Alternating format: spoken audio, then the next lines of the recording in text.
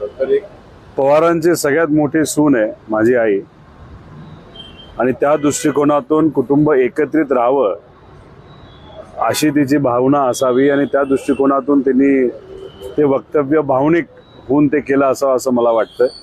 आणि व्यक्तिगत तुम्ही मला सुद्धा जर विचारलं कुटुंब म्हणून, मी राजकारण म्हणून नाही, तर 38 वर्ष 39 वर्षाचं माझं वय आहे, त्याच्यामध्ये 37 वर्ष मी सर्व कुटुंब एकत्रित बघितलेलं आहे.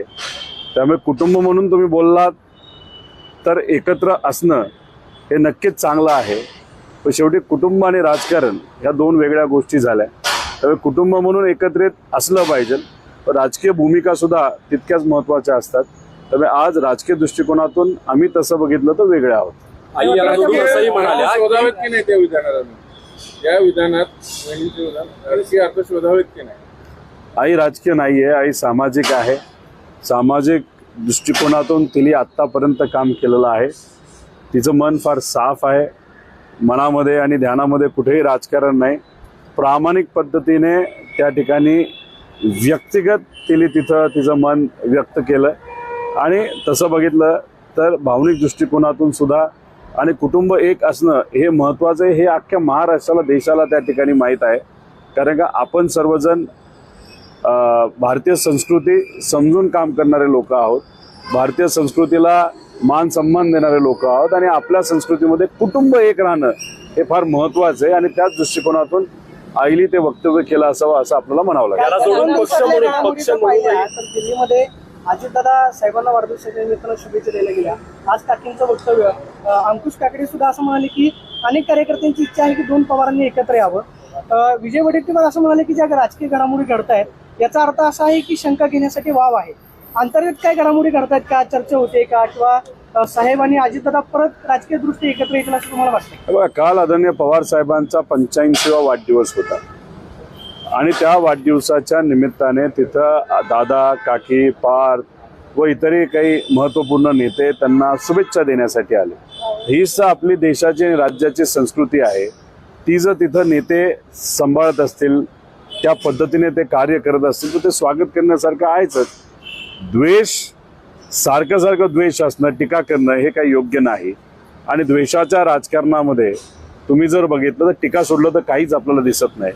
आज द्वेषापेक्षा एक सांस्कृतिक राजकारण करण्याची तिथं जरूरत आहे. ठीक आहे, विचाराने भिन्नता असू शकते, पण आपलं मत व्यक्त आपण राजकीय दृष्टिकोनातून करू शकतो, पण व्यक्तिगत जीवनामध्ये आपण एक राहू शकतो, नाहीतर शुभेच्छा देऊ शकतो.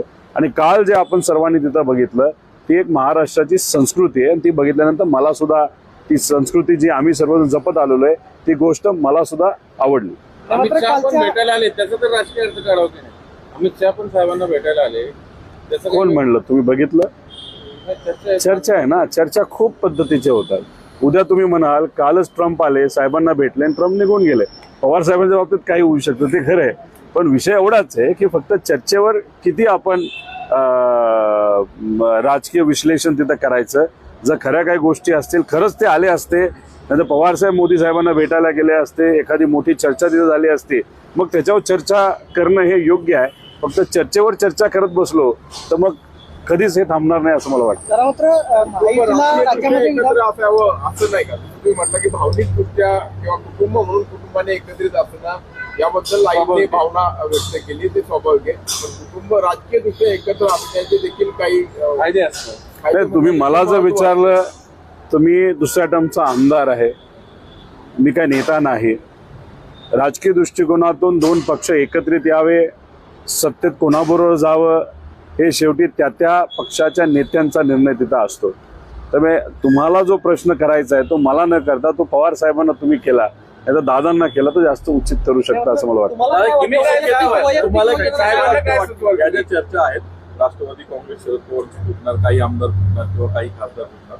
संजय राऊतही म्हटले की अजित पवारांना अशी ऑफर आहे की 5 खासदार शरद पवारांच्या पक्षातले थोडा तुम्हाला एक केंद्रात मंत्रिपद मिळेल, 6चा कोटा आहे. मला वाटत नाही फोडाफोडी तिथं कुणी करते, नाही तर करण्याची जरूरत आहे.